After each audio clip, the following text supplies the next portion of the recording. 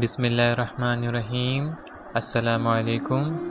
پچھلے پارٹ 26 میں ہم نے سنا تھا کہ اللہ کا سیاہ ہیلی کاپٹر اور پاکستانی فوج۔ اب آگے یہ خواب محمد قاسم نے 22 اگست 2015 کو دیکھا تھا، اور وہ بیان کرتے ہیں کہ میں نے دیکھا کہ ہر طرف افراتفری اور بے چینی تھی۔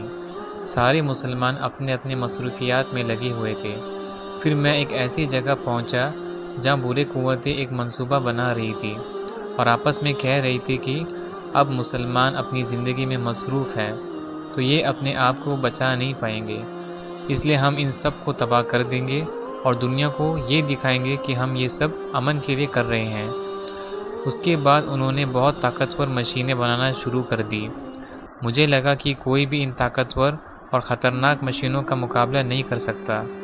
جب انہوں نے مشینیں مکمل کر لیں تو میں واپس چلے گیا۔ وہ مشینیں آسمان میں بہت اونچی اڑ رہی تھی اور ایک دوسرے پر فائرنگ کرنے لگے۔ ہم مسلمان بیچ میں پھنس گئے تھے اور ہماری ساری عمارتیں اور کاروبار بھی وہیں تھے۔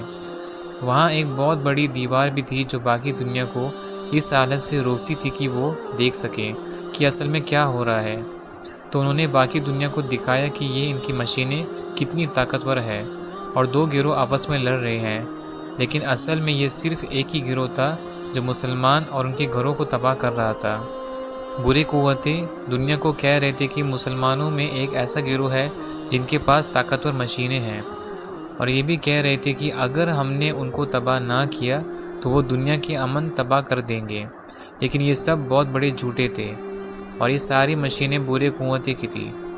یہ صرف ایک غلیظ بہانہ تھا مسلمانوں کے قتل عام کرنے کا اور دنیا کو یہ دکھانا کا کہ یہ لوگ تو نیک اور سچے ہیں۔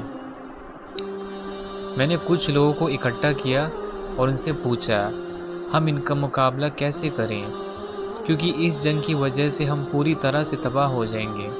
ہم مسلمان نہیں جانتے تھے کہ کیا کریں۔ ہر کوئی چھپنے کی کوشش کر رہا تھا اور ہم لگاتار قتل کیے جا رہے تھے۔ پھر اللہ کا نور میری دائنی ہاتھ کی شہادت کی انگلی پر ظاہر ہوا، لیکن وہ کافی نہیں تھا ان مشینوں کو تباہ کرنے کے لیے۔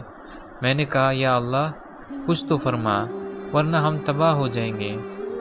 ہمارے گھر برباد ہو چکے ہیں اور ہم میں سے بہت سے لوگ شہید ہو چکے ہیں۔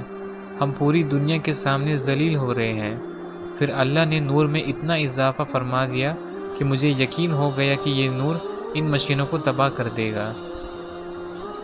جب میں ان مشینوں سے لڑنے کے لیے باہر گیا تو میری لباس بدل گئی۔ میں نے اپنے آپ سے کہا قاسم آخرکار وقت آ گیا ہے ان مشینوں کو تباہ کرنے کا۔ میں دوڑنا شروع کیا اور پھر اللہ کی رحمت سے ہوا میں دوڑنے لگا۔ میں ان مشینوں کے بالکل سامنے تھا اور میں نے اللہ کا نور اپنی شہادت کی انگلی سے پھینکا۔ حیرانی کی بات یہ تھی کہ وہ مشینیں ایک لمحہ بھی اس نور کو برداشت نہ کر سکے اور پوری طرح سے پگھل گئی۔ پھر میں واپس گیا اور سارے مسلمان باہر آ گئے اور خوشی سے کہنے لگے بے شک اللہ نے ہمیں بچا لیا اور حفاظت فرمائی۔ میں نے ان سے کہا کہ اللہ ہمارے ساتھ ہے، اس لیے کبھی بھی ڈرنا نہیں چاہیے۔ یہیں پر پارٹ 27 اور یہ خواب بھی ختم ہوتی ہے۔ انشاءاللہ اگلے پارٹ 28 میں ہم سنیں گے کہ انڈیا نے لاہور پر حملہ کیا اور پاکستانی فوج اپائج ہو گئے۔ جزاکم اللہ خیر۔ السلام علیکم ورحمۃ اللہ وبرکاتہ۔